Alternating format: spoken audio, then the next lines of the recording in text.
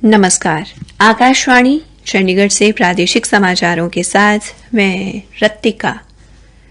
केंद्रीय युवा मामले एवं खेल मंत्री अनुराग सिंह ठाकुर ने राष्ट्रीय डोप परीक्षण प्रयोगशाला द्वारा तैयार 6 नई और दुर्लभ संदर्भ सामग्रियों का शुभारंभ किया।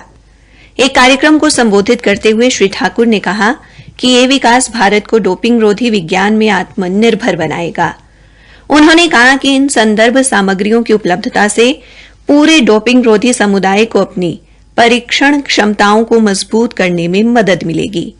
श्री ठाकुर ने कहा कि इससे दुनिया भर में खेल नीति में निष्पक्ष खेल को बढ़ावा देने के लिए देशों के बीच आपसी सहयोग में भी मदद मिलेगी। राष्ट्रीय डोप परीक्षण प्रयोगशाला ने कहा कि ये दुर्लभ संदर्भ दुनिया भर में विश्व डोपिंग रोधी एजेंसी वाडा से मान्यता प्राप्त सभी प्रयोगशालाओं में डोपिंग रोधी विश्लेषण के लिए आवश्यक रसायनों के स्वदेशी और शुद्धतम रूप हैं। हरियाणा के मुख्यमंत्री मनोहर लाल ने कहा कि चंडीगढ़ पर हरियाणा का हक था और हमेशा रहेगा। उन्होंने कहा कि वे इस मुद्दे पर मजबूती से खड़े हैं और प्रदेश की जनता भी उनके साथ है।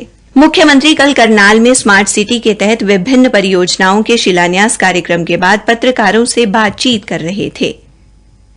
भ्रष्टाचार के मुद्दे पर पत्रकारों के सवालों का जवाब देते हुए मुख्यमंत्री ने कहा कि सरकार भ्रष्टाचारियों के सख्त खिलाफ है और जहां भी भ्रष्टाचार होने के प्रमाण मिलेंगे सरकार सख्त कार्रवाई करेगी। उन्होंने कहा कि ऑनलाइन प्रणाली के कारण ही यह संभव हुआ है कि भ्रष्टाचार करने वाले सलाखों के पीछे जा रहे हैं। उन्होंने कहा कि पहले की सरकारों में भ्रष्टाचार पर इस प्रकार की कार्रवाई नहीं होती थी।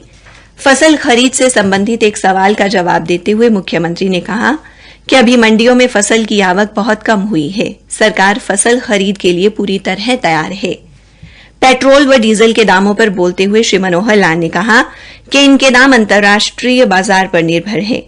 पत्रकारों के 134A के संबंध में पूछे गए एक सवाल का जवाब देते हुए उन्होंने कहा कि अब गरीब बच्चों को पहले से ज्यादा शिक्षा के अवसर मिलेंगे। मुख्यमंत्री ने कहा कि पहले केवल 10% गरीब बच्चों को 134A का लाभ मिलता था। नई व्यवस्था में 25% तक गरीब बच्चों को शिक्षा ग्रहण करने के सुअवसर मिलेंगे। केंद्रीय भारी उद्योग एवं ऊर्जा राज्य मंत्री कृष्णपाल गुर्जर ने कहा कि सरकार का लक्ष्य है कि प्रत्येक दिव्यांग को हर क्षेत्र में बराबरी का दर्जा देकर सशक्त बनाया जाए। श्री गुर्जर कल फरीदाबाद के डॉक्टर सूरज प्रकाश आरोग्य केंद्र में भारत विकास परिषद और rotary club Delhi south central व रोटरी क्लब पूना डाउनटाउन के संयुक्त तत्वावधान में दिव्यांगजनों के आयोजित कृत्रिम अंग वितरण शिविर में बतौर मुख्य अतिथि बोल रहे थे। केंद्रीय राज्य मंत्री ने कहा कि दिव्यांगजनों का उत्थान आवश्यक है ताकि ये समाज में अपना अहम योगदान दे सकें। शिविर में पंजाब, हरियाणा, हिमाचल व उत्तर प्रदेश के विभिन्न क्षेत्रों से आए लगभग 400 दिव्यांगजनों को कृत्रिम अंग प्रदान किए गए। शिविर में प्रशिक्षक शेख हसन ने आकाशवाणी को बताया कि इस शिविर में दिव्यांगजनों को वितरित किए गए कृत्रिम हाथ अमेरिका से आयात किए गए हैं, जिनकी बाजार में कीमत लगभग 1 लाख रुपए तक है। इसका वजन भी लगभग 400 ग्राम तक है, जिसके कारण दिव्यांगजनों के लिए इन कृत्रिम अंगों को इस्तेमाल करना काफी आसान है।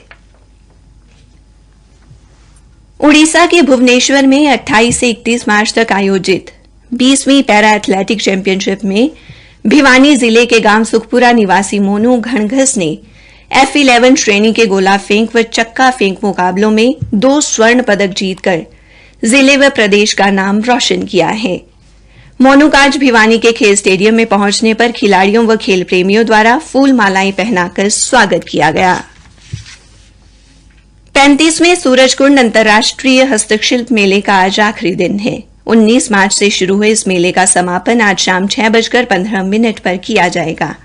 हमारे संवाददाता विकास कालिया ने बताया कि समापन समारोह में केंद्रीय पर्यटन मंत्री जी किशन रेड्डी मुख्य अतिथि के तौर पर शिरकत करेंगे। इसी के साथ प्रादेशिक समाचार समाप्त हुए।